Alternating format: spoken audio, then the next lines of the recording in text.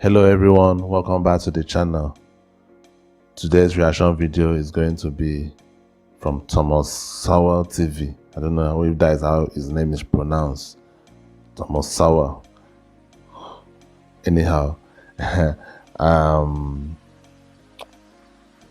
topic of the video is facts about slavery that wasn't mentioned in school. This video was recommended to me by one of you guys, and like I said, I'm going to try and get to most of the videos that was recommended to me. And in our Nigerian schools, we were taught about slavery, but not in depth like that.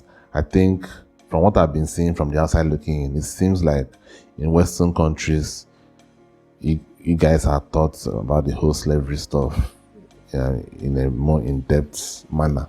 Of course, maybe some things might have been left out, but in our own case, it's just mentioned. It's not really like something that it's going to take like a whole semester or something. Like, it's just mentioned. We all know it happened, but it's not really something that we're really taught in depth like that. So let's just get right into it. But before we get right into it, guys, the goal is still on. It's still on, still on. I know it's basically impossible at this point, but I'm going to keep saying it until the end of the month. When the end of the month reaches, I'm not going to say it again, but I hope to reach 500 subscribers before the end of the month. I know that sounds crazy, but I mean, what else can I say? I created that goal for myself, and I'm going to keep talking about that goal until the last day of the month. Anyway, guys, let's get into the video.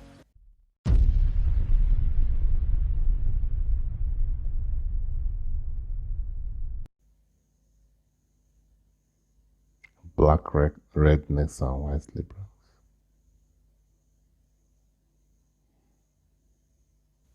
The instrumental use of the history of slavery today also underlies the claim that slavery grew out of racism. For most of its long history, which includes most of the history of the human race, slavery was largely not the enslavement of racially different people, for the simple reason that only in recent centuries has either the technology or the wealth existed to go to another continent to get slaves and transport them en masse across an ocean.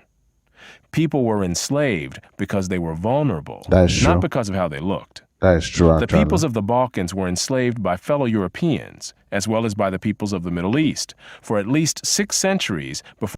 Like I said in my last video, like people were enslaving each other, like the same race, same everything.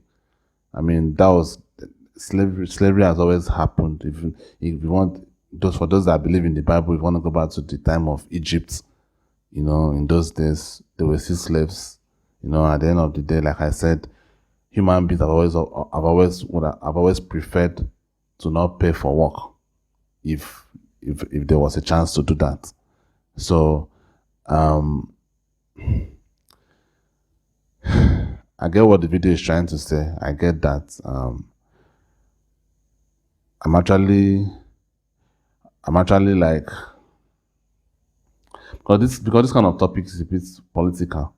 It's a bit political in the Western countries, and as someone that is in Africa, I don't really feel like I really have a say.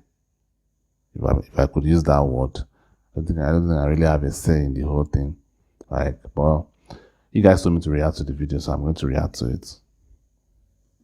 Before the first African was brought to the Western Hemisphere.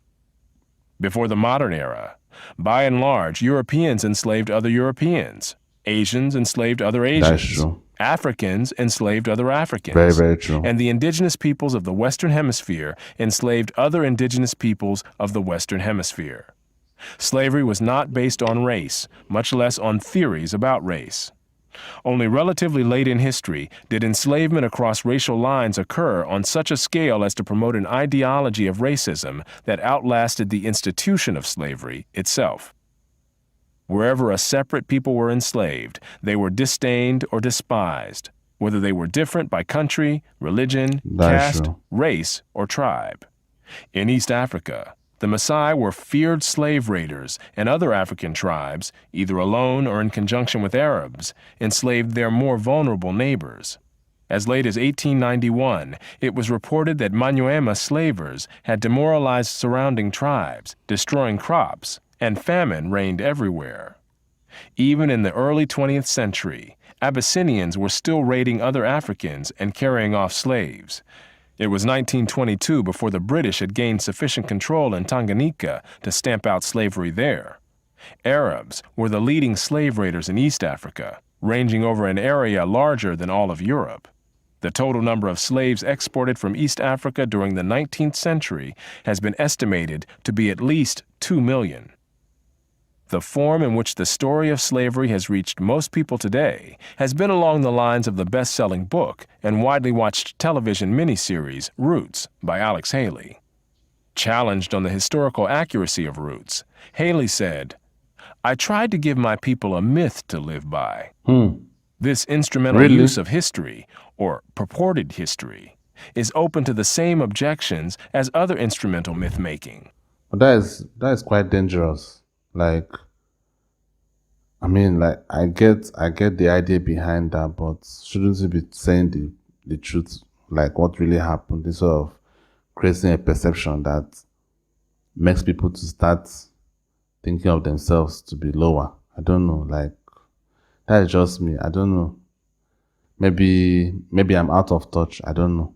But I feel like if you are like a philosopher or whatever, you should report the thing correctly instead of trying to create a reality that does not exist. Despite the impression created by Roots, during the era of the massive slave trade from West Africa, a white man was more likely to catch malaria in Africa than to catch slaves himself. The average life expectancy of a white man in the interior of Guys, we still have malaria here. I don't know whether, like, I know that kind of thing sounds alien to you guys that are outside Africa, but we still have malaria here. Like, we have it, like, it's like a normal thing. You could just have it maybe once in 2 months, go take your tablet and you are fine. And you can, like, maybe another 2 months, another 3 months, you get sick again. I mean, whatever, depending on the kind of body you have. Some people, they could go 1 year without having malaria, but we still have it here. Like, as I'm sitting down here, mosquitoes are biting me. I'm telling you guys, so it's what it is.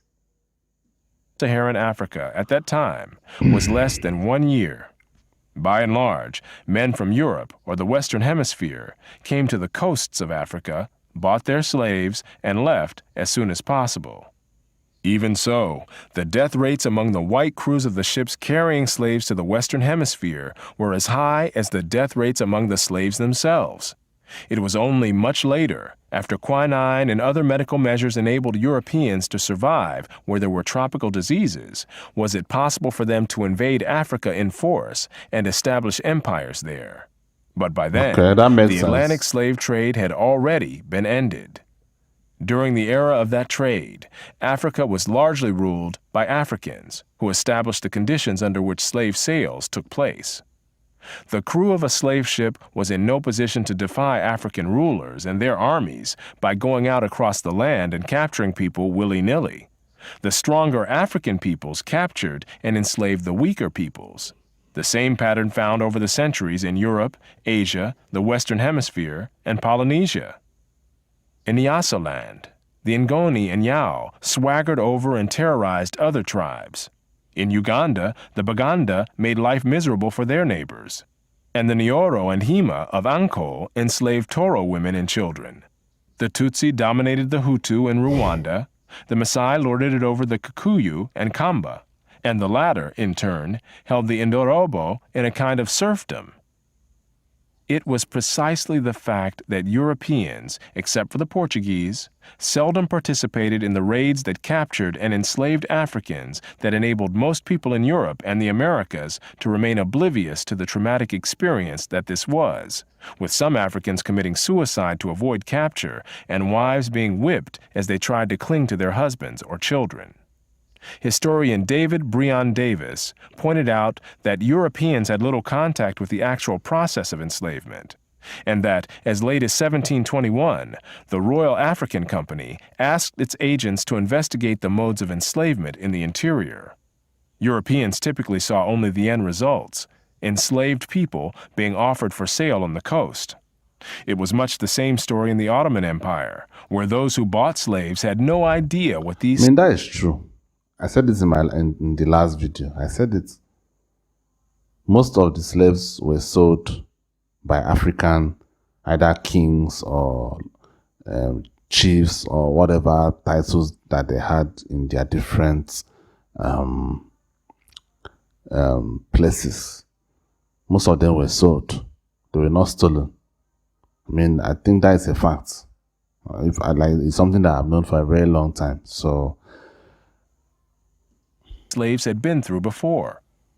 The unique position of the Western world in the history, and especially the destruction of slavery, need not imply that there was unanimity within the West on this institution. In addition to whites who defended the enslavement of Africans on racial grounds, or who opposed general emancipation on social grounds, there were many whites, and even blacks, who defended slavery as a matter of self-interest as slave owners. Although most black owners of slaves in the United States were only nominal owners of members of their own families, there were thousands of other blacks in the antebellum South who were commercial slave owners, just like their white counterparts. An estimated 1/3 of the free persons of color in New Orleans were slave owners, and thousands of these slave owners volunteered to fight for the Confederacy during the Civil War. Black slave owners were even more common in the Caribbean. In short, there were many defenders of slavery in the West, even in the 19th century. And outside the West, slavery was too widely accepted to require defense. No other nation ended slavery in the same way as the United States did, and few ended it after so short a struggle, as history is measured. How and why did slavery end in most of the world? There were two major processes. Over the centuries, as more and more territories around the world consolidated into nation-states with their own armies and navies, raiding those territories to capture and enslave the people who lived within them became more hazardous in itself, and also risked military retaliation against the countries from which the raiders came. Thus, more and more peoples became off-limits to slave raiders over time. Put differently, the areas which remained subject to slave raiding over the centuries were primarily those where the people lived in smaller or weaker societies.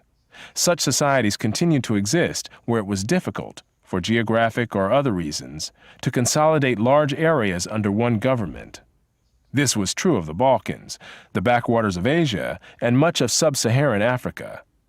By the early modern era, sub-Saharan Africa, with its numerous and severe geographic handicaps, was one of the last remaining areas from which vast numbers of people could be enslaved.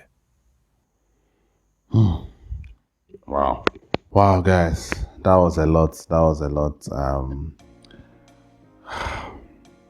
I really don't know what to say to that video, because I may say something now and to offend some people. I may say something now and some people will think that is right. So, and I won't lie to you guys, I really don't have any knowledge about any of these kind of things. I really have no knowledge.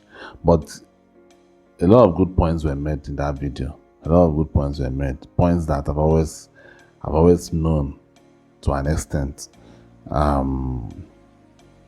There's a lot of sugarcoating going on when it comes to African peoples and the parts that African people played in the whole slavery thing. There's a lot of sugarcoating going on. That the whole blame is being pushed on the colonizers, when in reality it wasn't just all the colonizers. They didn't do the whole thing.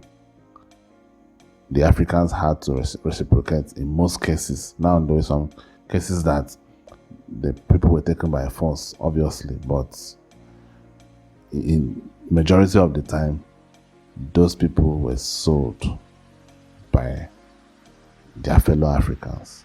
That is just the reality. So anyway, guys, I don't want to be watching this kind of videos anymore. These kind of videos are kind of dark. I don't want to watch it. So I just wanted to do it for you guys that recommended it, suggested, gave this suggestion, and I hope you enjoyed the video and the reaction. I'll see you in the next one. Peace.